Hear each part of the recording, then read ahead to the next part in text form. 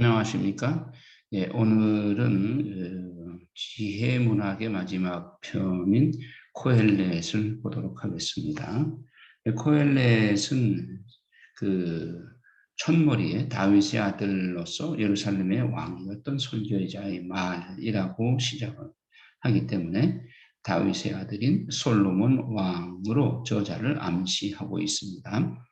하지만 이제 글의 성격이나 내용 또 사용된 어휘로 봐서 이것은 포로기 이후에 그리스 시대에 활동했던 유다인의 한 늙은 현인이 써서 솔로몬의 이름으로 표현해 낸 것이 아닌가 이렇게 보고 있습니다. 왜냐하면 이스라엘의 지혜의 대표격인 솔로몬의 권위를 빌어서 이 책을 내고 자기 이름은 숨겼다 그렇게 보는 것입니다. 이 저술 시기를 보면 학설이 두 가지로 대충 나누는데 첫 번째 설은 이제 기록 연대가 BC 935년경으로 그러니까 솔로몬이 썼다고 주장을 하는 것이죠. 이 기록자를 솔로몬으로 보는 사람들은 노년의 솔로몬이 회개하고 썼다라고 생각을 하는 겁니다. 두 번째 설은 조금 전에 말씀드렸듯이 포로기 이후에 나오는 히브리어로 쓴 후기 히브리어로 쓴 책이다.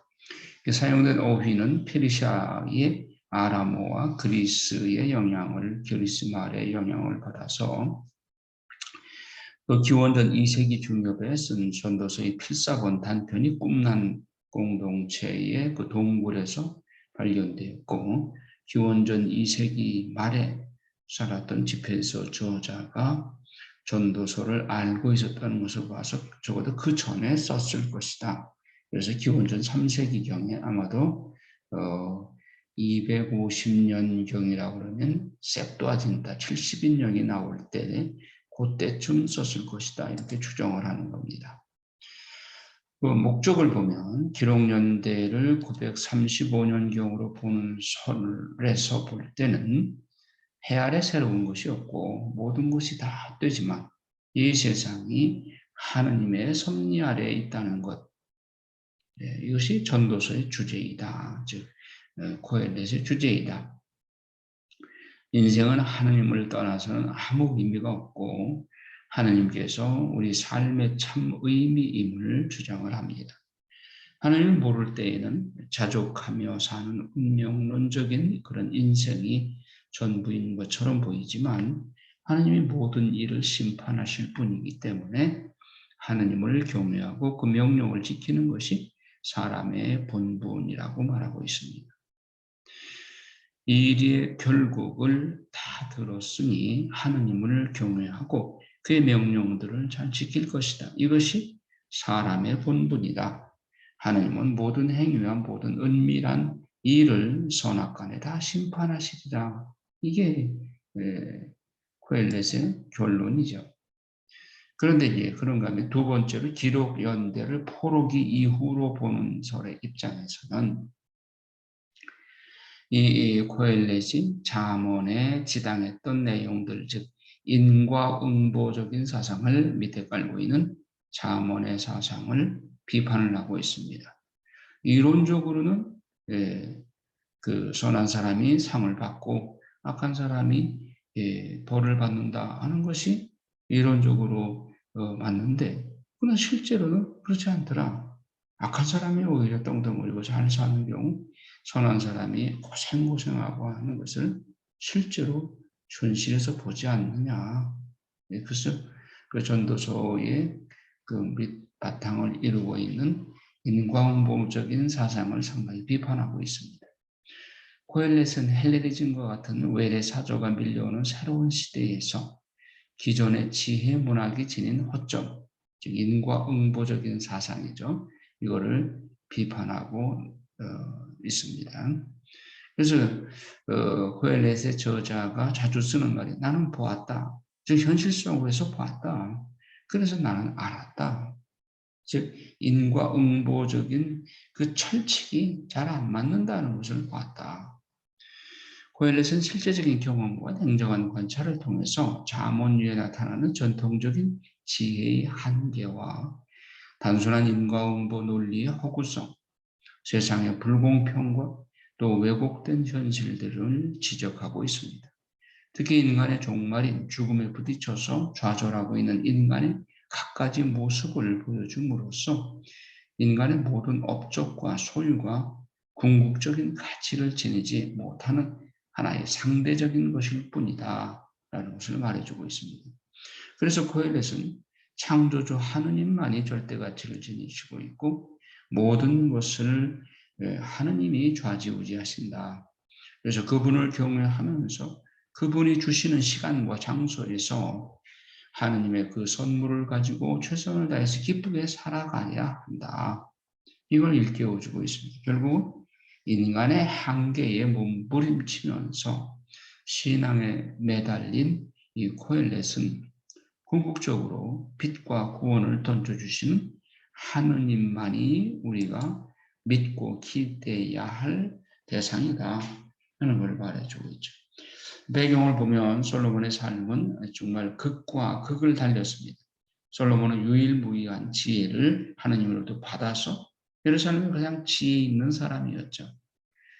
그는 또한 세계 최고의 부자였고 또 누리고 싶은 모든 것을 다 누려본 사람이었습니다. 그래서 솔로몬에게 1,000명의 여인이 있었고 그 여인들과 함께 우상 숭배도 후반기했습니다. 하고 싶은 것을 다 하기 위해서 돈을 쓸 만큼 다 써보았고 또 누릴 만큼 전세적인 행복을 다 누려봤습니다. 하지만 세상에서 누릴 수 있는 모든 것을 다 누렸던 솔로몬 자신이 그가 바랐던 궁극적인 행복을 지상에서는 경험하지 못했습니다. 그래서 오히려 인생을 헛되다고 말하고 있습니다. 하느님이 없는 인생의 허무함을 묘사하고 젊은이들에게 너희 창조주를 기억하라. 이게 마지막으로 당부한 말입니다. 전도서는 죽음과 불의가 판을 치고 정치인들의 폭정이 난무하고 폭력이 일상적으로 일어나는 세상을 배경으로 하고 있습니다. 그래서 전도자는 사는 것보다는 죽는 것이 낫다고까지 표현을 합니다. 예, 그렇다고 해서 이것이 니힐리즘은 아니고요. 솔로몬의 자서전적인 고백을 통해서 하느님을 떠났던 그 삶이 그러니까 후반기에 우상 숭배에 떨어지죠. 이런 삶이 허무했음을 또 교훈하고 있습니다. 그래서 솔로몬은 인생에 대한 자기의 경험을 기초로 인생론을 펼치고 있습니다. 일관성을 넘어서 모순되는 내용도 하나의 주제를 전하고 있는 흐름 안에 들어 있습니다. 예.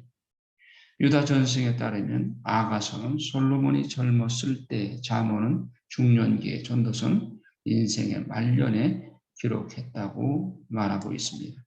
그러니까 전도서 즉 코엘렛이 인생을 다 살아본 후에 자기의 경험을 더듬어서 돌아볼 때 인생은 이렇게 허무한 것이다. 그러니까 절대불변이신 하느님만이 믿을 수 있는 유일한 근거이다 라고 말하는 것이죠. 내용을 이제 구체적으로 보면 제1부는 모든 것이 헛되다. 헛되고 헛되다 세상만사 헛되다로 시작을 하죠. 전도단은 모든 것이 헛되다고 말하면서 구체적인 영역들에 대한 자신의 입장을 밝히고 있습니다. 쾌락을 추구하는 것도 헛되고 물질적인 번영을 누리는 것도 헛되고 해 아래 사는 인생이기에 기한과 다 때가 있고 인간의 노력이 얼마나 무익한지를 보여주고 하느님께서 행하시는 것은 그러나 영원하다 하는 것을 강조하고 있습니다. 또 먹고 마시고 수고하는 즐거움을 얻는 것도 하느님께서 주신 것이다 라고 말하고 있죠. 자, 첫 번째, 해 아래 새로운 것은 없다. 모든 것이 헛되다. 자신을 전도자, 즉 다윗의 아들 예루살렘의 왕으로 소개한 후에 곧바로 모든 것이 헛되다라는 주제를 가지고 시작을 합니다. 해 아래서 일어나는 모든 것이 무익함을 말하고 있어요. 자, 해 아래 새 것이 없다. 세대가 바뀌어도 불변하는 땅과 해와 바람과 강물의 이 규칙적인 순환, 인간 경험의 불만족과 반복적인 인생을 말하고 있고, 해 아래 새 것은 없다. 뭐 새 것이 나온 것 같지만은 그러나 이미 과거에 다 있었던 것이다. 현재의 사건들은 과거에도 일어났고 미래에도 다시 일어나리라고 말합니다. 새로운 것은 하나도 없고 장래 현 세대는 현재 세대를 기억하지 않을 것이라고 말하고 있어요. 전도자의 경험, 지혜가 헛되다. 해 아래서 모든 것을 살펴보니 모든 것이 허무하다. 그는 지혜를 얻으려는 인간의 노력이 아무 소용이 없다고 말합니다. 그 자신이 더 많은 지혜를 구함으로 인생을 밝혀보려 했지만 헛수고였다. 지혜를 추구하는 것마저도 헛된 일이다. 더 많이 알면 알수록 모든 것에 점점 더 고통이 늘어나기 때문이다. 라고 설명하고 있어요. 또한 한편으로 쾌락도 헛되다. 쾌락 역시 인간의 업적과 같이 헛된 것이다. 쾌락, 음주, 재산, 가축, 금, 은, 원하는 것은 무엇이든지 다 누려봤고 얻어보았지만 돌아보니 모두 다 허무한 것뿐이다. 모든 수고가 다 헛되다. 자신이 수고했던 일들을 후계자들에게 물려주고 떠날 때 후계자 마음대로 할 것을 생각하니까 그 또한 허무하다고 말합니다. 그러니까 부자들이 상속재산을 후손들에게 물려주면 그걸 온전하게 보존합니까? 네, 뭐 그런 사람도 있겠지만 대부분 많이 탕진하죠. 그래서 부자가 3대를 못 간다 하는 말도 하죠. 살아있는 동안 인생은 그 소유물과 함께 속히 지나가기 때문에 수고로 얻을 수 있는 것이 거의 없음을 알게 됩니다. 이 모든 허망함 속에서 인간은 어떻게 해야 할 것인가? 하느님 없이 할 수 있는 최선은 자기 일에 만족한 삶을 사는 것이다.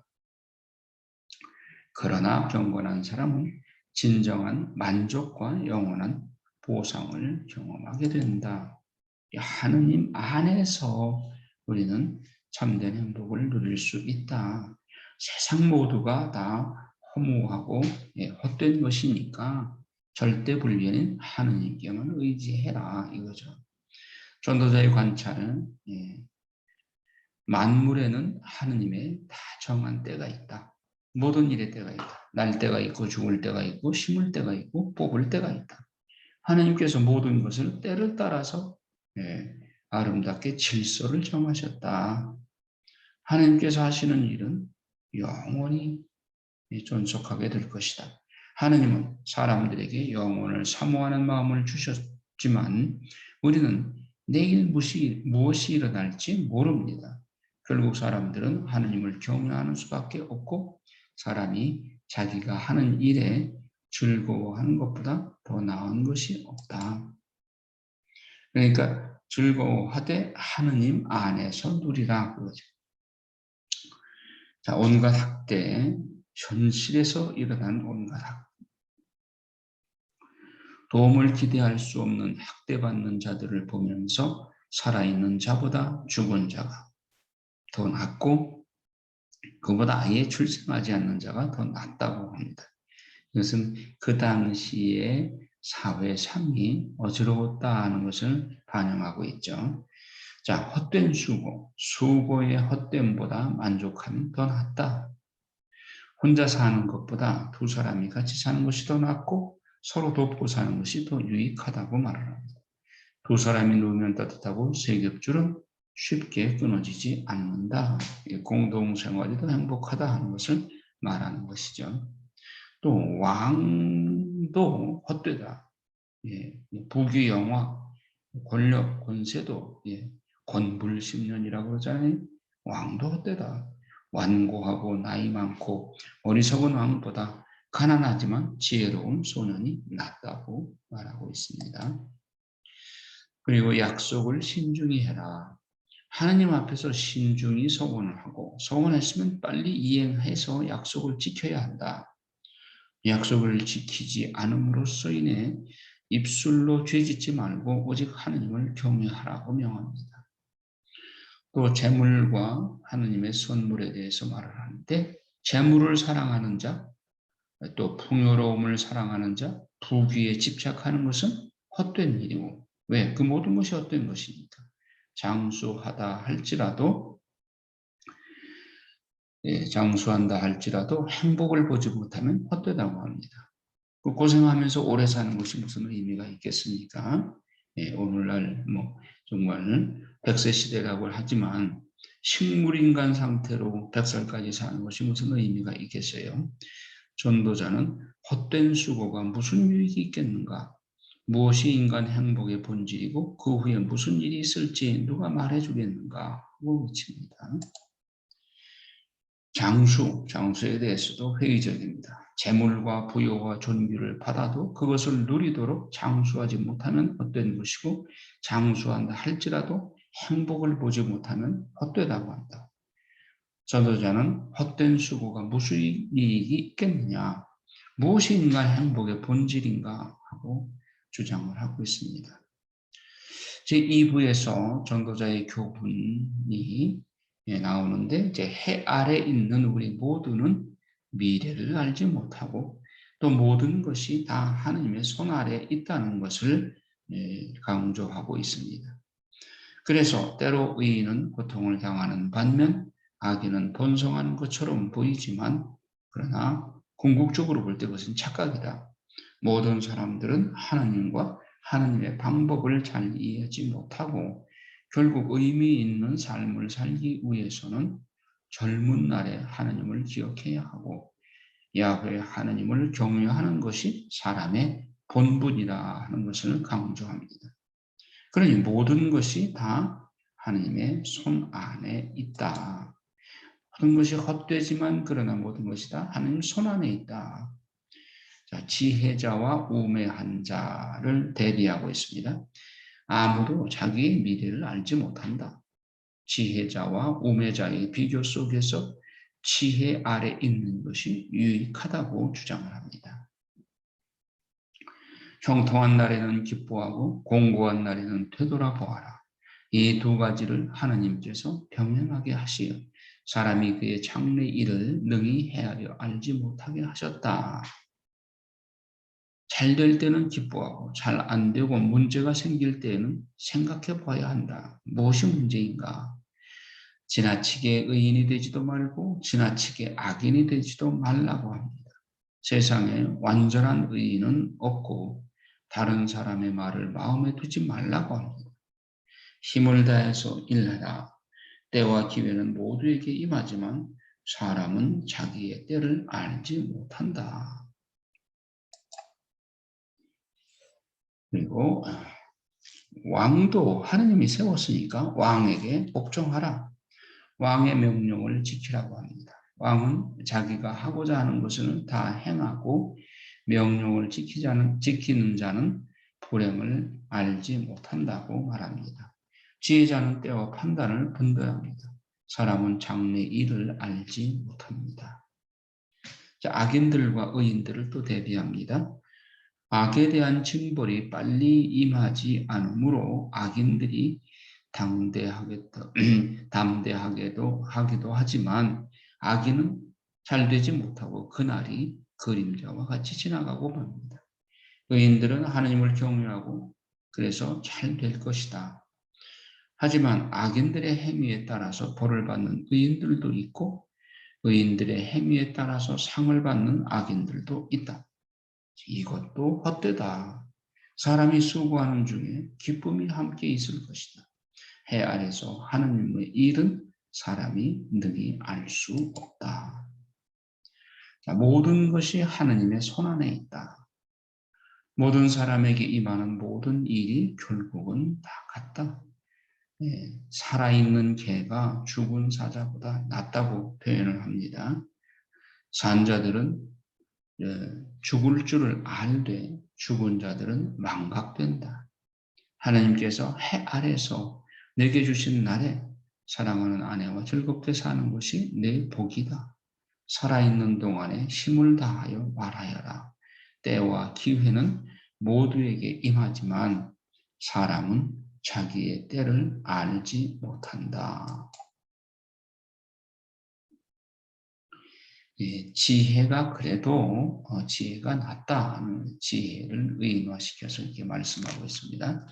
작은 성읍에 큰 왕이 와서 포위하고 공격할 때 그 성읍의 가난한 지혜자가 그의 지혜로 그의 성읍을 건졌으나 가난한 지혜자를 기억하는 이가 없었다. 지혜가 힘보다 나으나 가난한 자의 지혜는 멸시받는다. 지혜가 무기보다 낫지만 죄인 하나가 많은 선을 무너지게 한다. 작은 어리석음이 지혜와 존귀를 더럽힌다. 지혜자의 말은 은혜로우나 우매한 자의 수고는 자신을 피곤하게 할 뿐이다. 그러니까 작은 그 성읍에 왕이 와서 포위하고 공격하니까 거기에 썰썰매는데 가난한 지혜자가 삶의 지혜를 주는데 그건 무시천대예요. 이건 미련한 것이죠. 거기에는 예, 하나님의 징벌이 뒤따를 수밖에 없는 것이죠. 그다음에 삶의 교훈, 지혜로운 사람에 대해서 교훈을 하고 있습니다. 주는 자가 복이 있는 것은 하나님께서 갚아주실 것이기 때문이다. 하나님의 존재를 믿기 때문에 베풀고 사랑을 베푸는 사람에게는 하나님께서 갚아주시기 때문에 그것이 축복이라는 것이죠. 하나님의 일을 우리가 알지 못하지만 항상 즐거워할 것을 말한다. 다음에 이제 청년에게 주는 교훈을 기억하라. 즉 창조주를 기억하라는 것입니다. 창조주를 기억하라. 전도자의 권면이 청년의 기쁨을 앗아간다. 하나님의 심판이 있다는 것을 기억해야 한다는 말에 청년은 주춤하게 됩니다.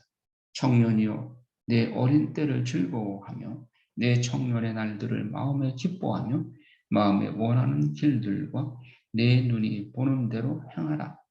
그러나 하나님은 이 모든 일로 말미암아 너를 심판할 것이다. 그러니까 청년들에게 마음껏 청년기를 즐기고 인생을 구가해라. 그러나 마지막 날에 하나님의 심판이 있다는 것은 꼭 기억해라. 청년의 때에 창조주를 기억하는 것이 노년의 삶을 잘 준비할 수 있는 것임을 당부한다. 청년 때부터 하나님의 존재를 기억하고 그 하나님께서 마지막 날에 심판할 것이라는 것을 알면서 근신하면서 살아야 된다는 것이죠.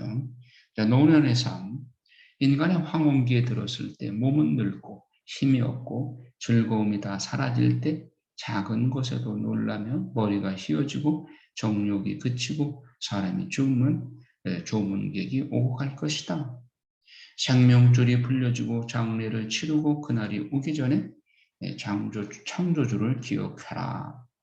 인생의 허무, 유한한 인간의 모습을 통해서 모든 것이 헛되다는 것을 말하고 있습니다. 그러면 사람의 본분은 무엇이냐? 하느님을 경외하는 것이다. 결론적으로 하나님을 경외하라. 세상 만사가 다 헛되니 영원 불변하시는 하느님만을 경외하는 것이 마땅하다. 전도서는 인생의 헛됨을 말하지만 그것은 전도서의 기록 목적이 아닙니다. 인생이 헛되다고 말하는 전도자의 말 속에 헛되지 않게 살아가는 방법을 제시하고 있습니다. 그것은 한 살이라도 젊었을 때 창조주 하느님을 기억하고 하느님 뜻대로 살아가야 한다는 것입니다. 창조주를 기억하는 것, 하느님을 경외하는 것이 사람의 본분이다. 반드시 기억해야 할 것은 하느님은 모든 행위와 모든 은밀한 일을 선악간에 심판하시리라는 말씀입니다.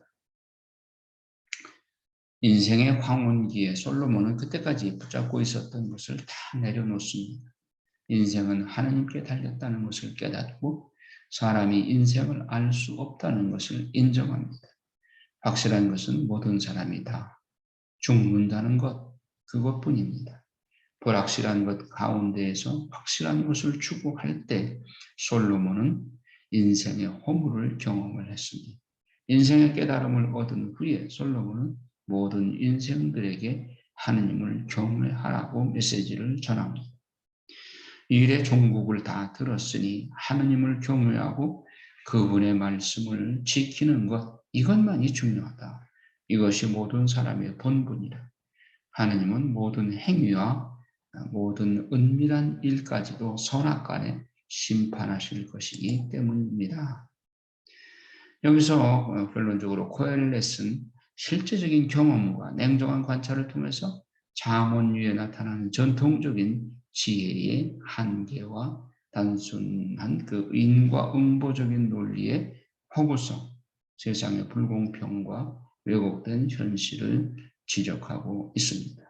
특히 인간의 종말인 죽음에 부딪혀서 좌절해 있는 인간의 갖가지 모습을 보여줌으로써 인간의 모든 업적과 소유가 궁극적인 가치를 지니지 못하는 상대적인 것이고, 그래서 절대자이신 하느님만을 섬겨야 한다 하는 것을 강조하고 있습니다. 자, 이상으로 코엘렛 강의를 마치겠습니다. 감사합니다.